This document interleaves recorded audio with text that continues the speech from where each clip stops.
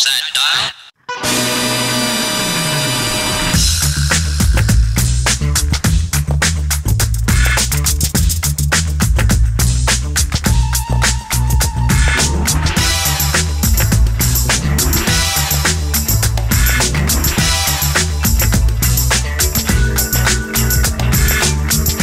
Garrett J. White, the authentic entrepreneur, coming at you real, raw, relevant. And this, my friends, is the business breakthrough. Today we're going to be talking about the idea of what? Sales.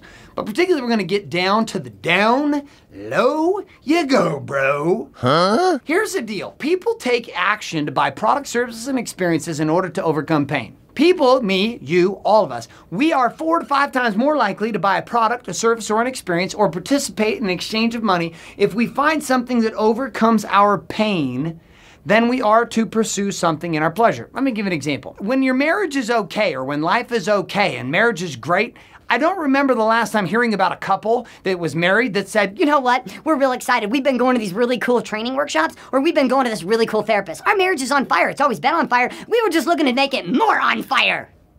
No.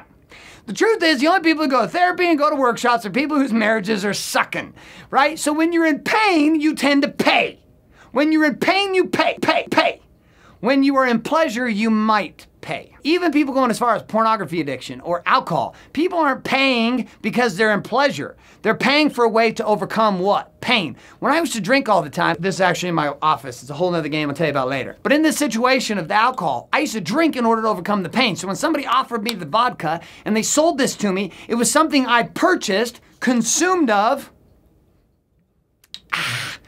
and I actually did drink straight out of it this way. When I would consume of this, it was to overcome pain. So vodka sold to me not based on pleasure. Vodka sold to me because it gave me a way to get away from the pain, to become numb to the pain. Our marketing efforts are about selling people, or creating the opportunity to sell people on solutions to overcome their pain. Now, it may not be a situation of porn or a situation of alcohol or some other example like that, but your product, service, or experience really relates to 2 different groups of people, the people in pain, the people in pleasure. But when you sell based on assisting people out of pain. When you sell based on assisting people out of pain. So let's talk about pain really quickly. Pain itself exists in 3 areas. We have pain in the past, pain in the present, pain in the future. Let me say it one more time. Pain in the past, pain in the present, pain in the future. Pain in the future, pain in the present, pain in the past, pain in the past, pain in the present, pain in the future. Let me say that really fast.